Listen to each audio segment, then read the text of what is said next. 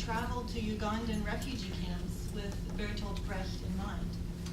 Her plan was to interview Congolese women about their experiences with civil war in the Democratic Republic of Congo and draw on her findings as the basis for an adaptation of Brecht's anti-war play, Mother Courage and Her Children. Mother Courage, which premiered in Zurich in 1939 and became a signature piece of Brecht's theater in East Berlin after 1949, explores a woman's work to support herself and her children within the context of warfare. So Brecht's play, set in the 30 Years' War, the work follows Mother Courage, who sells wares to both Protestant and Catholic soldiers from a cart that she pulls through battlefields across Europe. In this context, Courage aims to balance her need for war, as it creates a market for her goods, and her desire to protect her children from harm. Ultimately, Courage sees her survival in prioritizing her capital, her cart, over her children. Within the framework of Brechtian dramaturgy, Courage's antipathic character has a pedagogical purpose. It distances spectators from the protagonist and pushes the audience to reflect on the social forces that shape individuals' choices. When Nottage heard her Congolese interviewees describe their traumatic experiences within war, horrific rape, she decided that she could not replicate the alienation, or verfremdung, that is the goal of Brechtian epic theater. Instead, she felt compelled to approach the material in a way that would bring the audience close to the stories of the women she came to know. Like Mother Courage, Nottage's protagonist, Mama Nadi, would consider peace to be bad for business. She depends on war in the DRC to bring customers, soldiers, to her bar and brothel. Yet unlike Mother Courage, Mama Nadi's initially cynical or business-minded approach to war is a way to cover up a repressed personal trauma, her own rape, that is healed through meaningful relationships. Even though Mama Nadi's body is scarred, Mama Nadi herself, her core, is not ruined. Nottage rejects Brecht's abstract figures designed to foster audiences' rational analysis of social issues and replaces them with protagonists and imagined theatergoers imbued with interiority.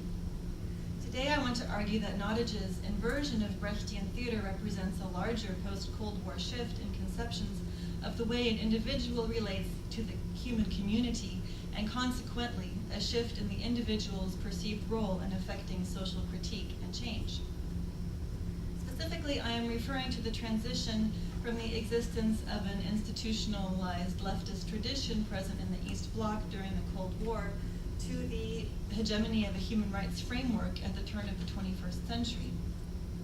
While the former defines human community in terms of solidarity that stems from people's situation vis-a-vis historical economic forces, the latter evaluates human community in relation to an ideal space in which all individuals are ensured the right to act out their inherent humanness. Thus, Brecht highlights how Mother Courage's actions relate to her position within the economy, not innate human qualities, while Ruined asserts a subjectivity that exists in spite of or outside of the logic of capital and war. In what follows, I examine how and why these distinct views of the individual's historical position and the notions of human community that follow from them are expressed formally in each text through the trope of rational distance in Brecht and empathetic proximity in Nottage. Second, I want to explore the implications of each text's form for spectators' own identification with the work's protagonists and the political response they can imagine as a result.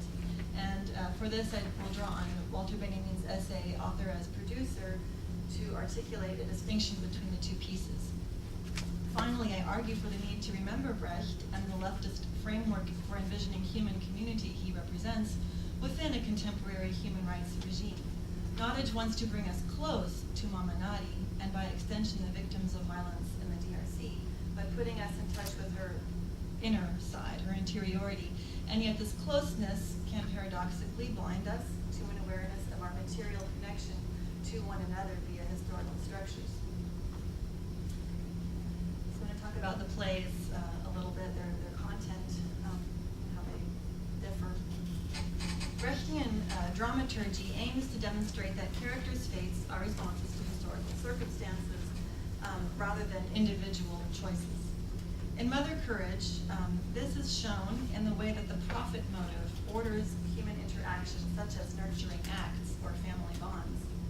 Within the context of the play, such seemingly natural conditions of connection do not serve to build human community.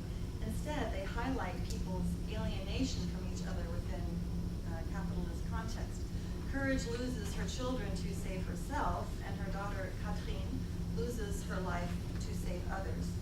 By showing the alienating effects of a specific economic setup, Brecht defines solidarity, but negatively. Structural relationships shape the way we identify with others. It follows then that we must reorder structures, not rearrange our feelings in order to achieve a connection. Mother Courage evaluates all of her actions and relationships in terms of their potential effect on her finances, or in the play's terms, the preservation of her cart and its inventory. Courage is not interested in the war's ideological fronts. She says, nobody cares about a shopkeeper's religion. All they want to know is the price. Instead, she always hoists the flag of the winning side, whichever side happens to be victorious, because she wants to stay in business. When she places her cart in hock in order to collect enough funds to buy her son's freedom, her son has been the paymaster for a defeated Protestant regiment and then captured by the Catholics, so she's trying to rescue him from the Catholics who are holding her hostage. She negotiates so long to secure a good deal for her cart that he is killed before she can free him. The fact that her goods could aid those hurt by war does not interest her. After a battle, the chaplain asks her for some fabric so that he and Courage's daughter Catherine can bandage wounded civilians, but she refuses. She says, "You think I'm going to rip up my officers' shirts for the likes of them?" By the end of the play, Courage has managed to save her cart, but she is alone. All of her children have been killed in the war. Unlike Courage, Catherine, Courage's daughter, who it's very important to note can neither speak nor hear, possesses a humanitarian impulse uninhabited by financial sense. In the context of the play, however, in which success depends on extracting profit, this quality dooms her to failure. In a move that foreshadows her death, Catherine rushes into a burning house to save a baby trapped within. At the end of the play, she defies soldiers' orders to remain silent so as not to betray their location at the outskirts of a village they plan to attack at night. Instead, Catherine climbs to the top of a house and bangs a drum to wake the sleeping villagers. Even when the soldiers threaten to destroy her mother's cart if she doesn't stop, she continues drumming and then is shot. Brecht shows us nothing more to Mother Courage or Catherine than their acts. Through actors' implementation of what Brecht calls gestos, or in Ita Honegger's terms, quote, a meticulously constructed sparse language of gestures, posture, and speech patterns that present the character's social constructedness, the play reveals nothing hidden inside of the characters to explain their alienation. And even Catherine's heroic acts are emphasized as actions, not some kind of a conscious decision that is articulated that she makes. And in the end, they don't save her. As a result, Mother Courage's acts of self-preservation cannot be considered aberrant, but are seen as reasonable responses to her circumstances. Her means of survival depend on the fact that others negotiate with her for needed services. Catherine, who can neither speak nor hear, is physically incapable of demonstrating an interior life in any form other than her actions. She cannot explain why she acts outside the logic of profit. Within the play, her marginality has no other explanation besides the fact that she serves no function within a profit-driven context. Her disabilities make her an undesirable wife. Her acts to prevent others' pain make her a burden on her mother. Social conditions that foster Mother Courage's fear of financial ruin and have no need for the ruined Catherine explain the women's behavior. By implication, human connection, again, to restate this, human connection or solidarity depends on correct changing structures and actions and not necessarily the right way of feeling. In the play Ruined, Nottage incorporates elements of Brechtian dramaturgy to historically situate her protagonist's actions. For example, Nottage calls for the same actors to play the parts of two different militia groups that vie for control of the mineral-rich land in the eastern Congo by raping women and thus fracturing communities. This formal device allows Nottage to suggest a general framework of exploitation within which all characters function. Mama Nadi's position as a brothel owner then is not a reflection of her morality, but a response to a larger regional and historical practice of extracting profit from any and all available resources. Despite this Brechtian move, however, the play's art ultimately reveals how exploitation can damage or mask an individual's essential core. Thus, rather than articulating human community as coeval existence within history, Ruin locates human connection within a quality of humanness identical to all. By employing a human rights framework presaged on identity, or sameness, Nottage argues that human connection exists outside of commerce and outside of history. If Brecht employs distancing techniques to illustrate social relationships, Nottage draws on what I might call a poetics of closeness to describe all humans' identity with one another.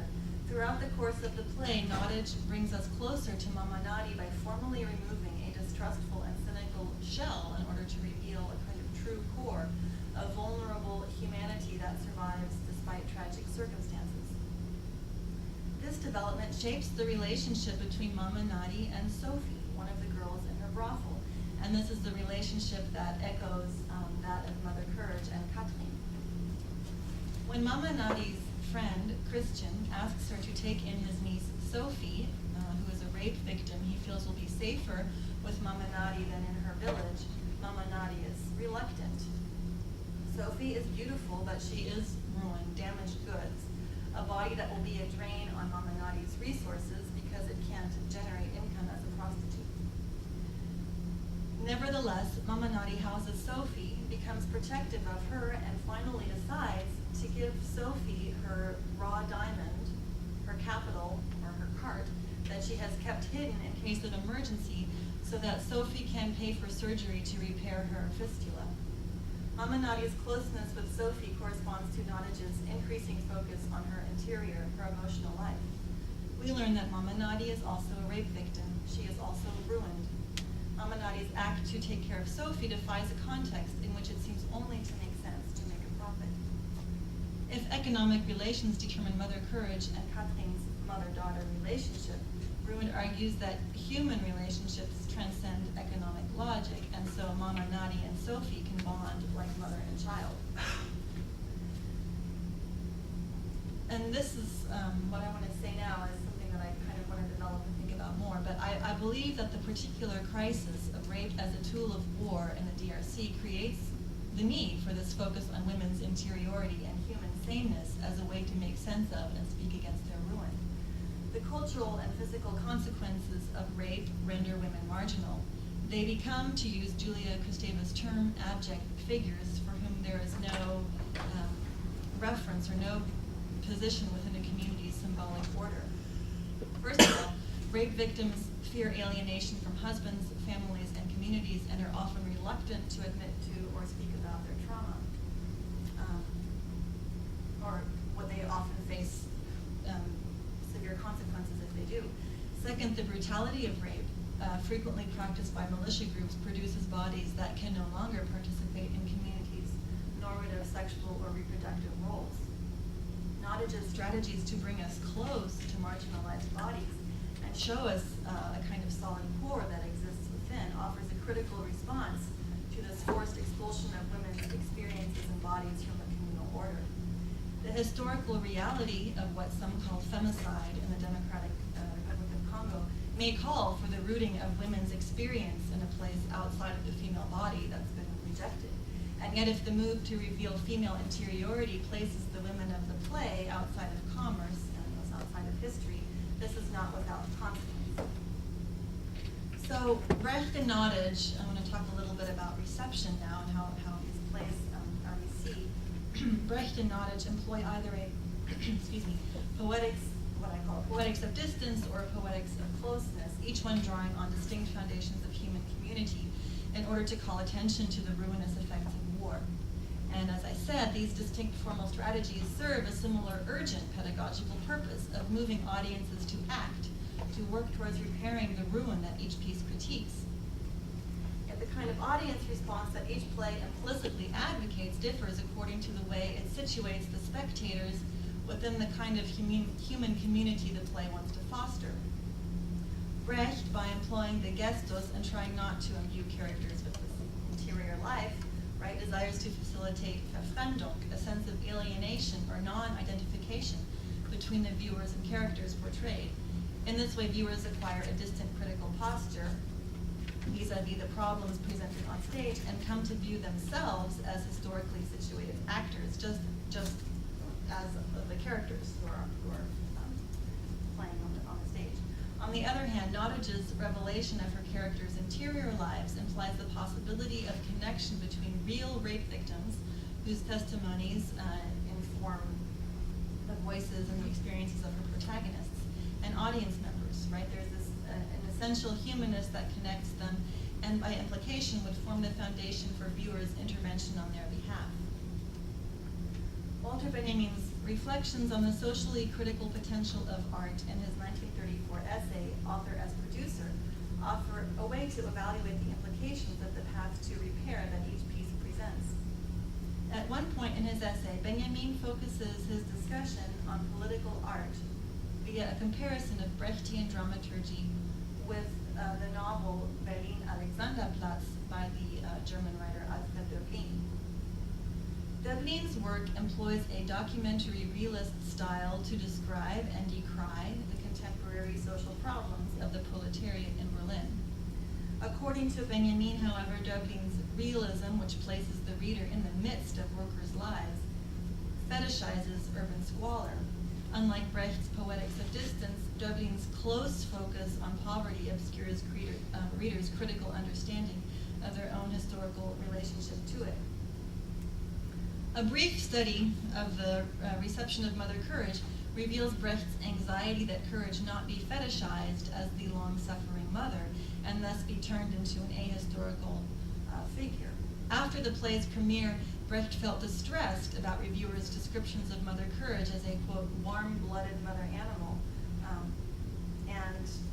so he was feeling difficulties with the idea that the character was interpreted as a suffering mother in an unchanging scene of war, and he made some revisions to the piece. So for the play's premiere in East Berlin, Brecht had changed the final scene from one which had shown Mother Courage together with the dead Kathleen to a less pathetic version, Mother Courage pulling her cart alone. In East Germany, Brecht was eager to learn how audience responded to the play and led discussions with viewers after performances. These spectators were chosen according to specific social and political criteria, so that, for example, Brecht could understand how someone with more of an interest in politics than aesthetics, so for example, a member of a workers' union might view the play. According to Brecht, the results were mixed, and he noted that audience members continued to view courage as an archetypal victim of war. These challenges notwithstanding, the kind of response Brecht hoped to foment in his viewers was one dependent on solidarity, a consciousness on the part of viewers that they are a community because of their shared situation within history. Although it is aesthetically and historically distant from the reality of German-speaking audiences of the 40s and 50s, Mother Courage aims to foster consciousness of this historical connectedness. Ruined, based on testimony by real victims of a contemporary conflict, urges that audiences connect with the characters on stage without clarifying their historical connection to the kinds of markets the play references in both its content and form. So first, Ruined, the play, alludes to the way in which the worldwide demand for coltan, this essential, this mineral that's an essential element in cell phone production, fuels the conflict in the DRC. Yet the play makes no point of emphasizing the viewer's dependence on coltan in daily life. Second, the play, which emphasizes the reality of the atrocities it represents by publishing, in the print version of the script, images of the tear-streaked faces of Nottage's Congolese interviewees, seems to call for a humanitarian response based on shared outrage at brutal acts. Yet the way in which ruin relies on a humanitarian reaction must be understood in light of the way in which contemporary narratives describing the atrocities of recent wars in Africa are implicated within a global market for humanitarian narratives. According to Flora Edmondson, who's written about northern Uganda, employing a particular mode to tell about violence experienced can result in relief funds. In a U.S. literary market, narratives such as Nottage's, which won the Pulitzer Prize, are rewarded with acclaim. In Ruined, Nottage, like Jolene, brings viewers up close to a real historical trauma in order to foster empathy, but does not reveal, perhaps that explicitly, the historical forces that connect viewers to the action presented on stage. So, the end of the Cold War meant the end of an institutionalized leftist aesthetic, and so on the one hand we can see this as a positive thing, no more monumentalist and kitschy socialist realism. Yet the end of the Cold War also means a lack of interest in solidarity as a model of human community, replacing it with an ideal of one-to-one connection between individuals that could leave the participants unreflective about their own historical position. And I don't mean to propose Brecht as a panacea or epic theater as the best way of representing and crafting community, but perhaps we would do well to rethink solidarity as a way to critically engage a human rights framework, a dominant human rights framework. And perhaps reading Nottage via Brecht can show us that we need to step back in order to see how we